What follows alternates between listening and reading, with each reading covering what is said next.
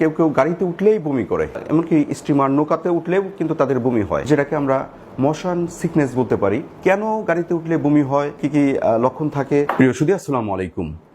আমি doctor Mohammad Abdul Mannan, senior প্রভাষক, Manikganj homeopathic medical college, senior consultant, homeopathic foundation hospital, Kazipara, Mirpur, Dhaka. আজকে আপনাদের সাথে খুবই কমন একটি বিষয় নিয়ে কথা বলতে যাচ্ছি। বিষয়টি হচ্ছে যে আপনারা দেখবেন যে কেউ কেউ গাড়িতে উঠলেই বমি করে। এরকম কিন্তু প্রতিটি ফ্যামিলিতেই দেখা যায়।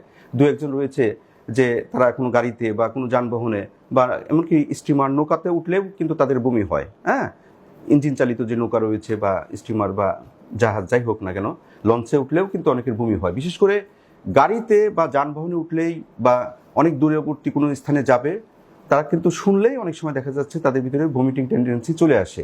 এই যে একটা খুবই কমন একটা বিষয় যে গাড়িতে উঠলেই বমি হয়, যেটাকে আমরা মোশন সিকনেস বলতে পারি।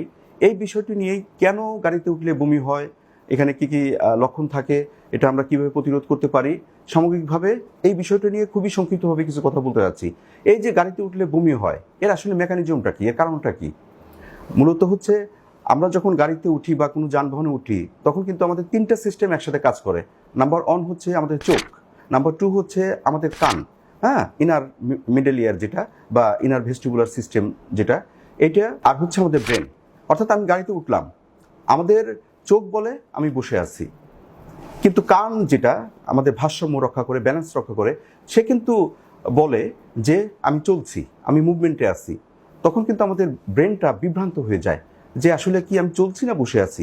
তখনই মূলত এই ধরনের একটা সমস্যার সৃষ্টি হয়। তখনই ওই লোকের বা ওই পেশেন্টের বা ওই ব্যক্তির মাথা ঘুরতে থাকে, ভমিটিং টেন্ডেন্সি চলে আসে, শরীরের ভিতরে একটা দুর্বলতা কাজ করে, কিছু কিছু অস্বাভাবিক লক্ষণ তার ভিতরে দেখা যায়। এটাই হচ্ছে মেইন মেকানিজম যে কি কারণে আমাদের বমিটা হয় কোনো একটা যানবাহনে উঠলে। এখন আমি যেটা বলতে চাচ্ছি যে এই যে যানবাহনে উঠলাম, হ্যাঁ, এটা কাদের ক্ষেত্রে এটা বেশি হয়? সাধারণত দেখা যায় যারা শিশু কিশোর তাদের ক্ষেত্রে বেশি হয়, বা প্রেগনেন্সি রয়েছে গর্ভবতী নারী, তাদের ক্ষেত্রে এটা বেশি হয়। যারা খুব টেনশনে থাকে, স্ট্রেসে থাকে, তাদের ক্ষেত্রে এটা বেশি হয়।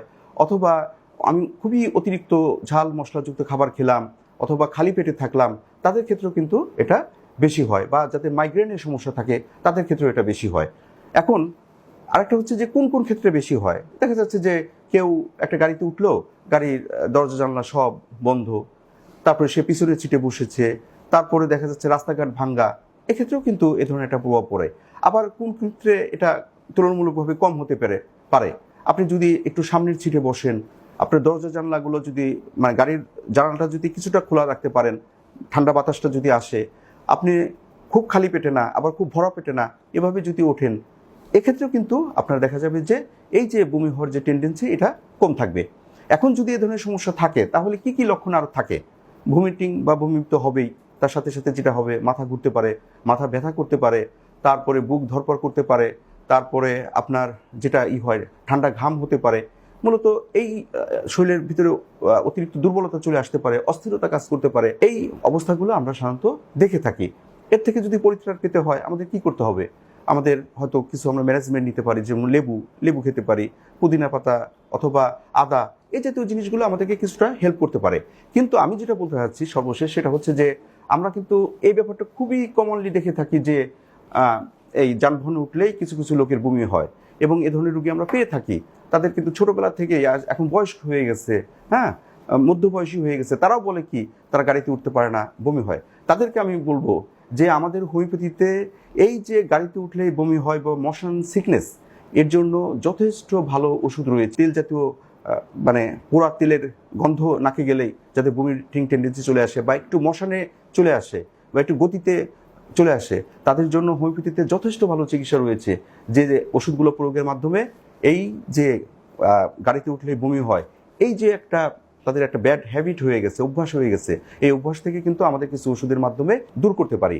এবং খুবই পরীক্ষিত কিছু ওষুধ রয়েছে, যে ওষুধগুলো প্রয়োগের মাধ্যমে এই সমস্যাগুলো কিন্তু দূর করা সম্ভব। এবং অনেক ক্ষেত্রেই আমাদের ওষুধ প্রমাণিত যে এই ওষুধগুলো গ্রহণ করলে, কিছুদিন গ্রহণ করলে স্থায়ীভাবে তার যে ভমিটিং টেন্ডেন্সি বা বমি হয়ে যাওয়া, এই গাড়িতে উঠলে এই সমস্যা দূর হওয়া সম্ভব। তাহলে বন্ধুরা, আজকে এই পর্যন্তই। আপনারা ভালো থাকুন, সুন্দর থাকুন, আল্লাহ হাফিজ।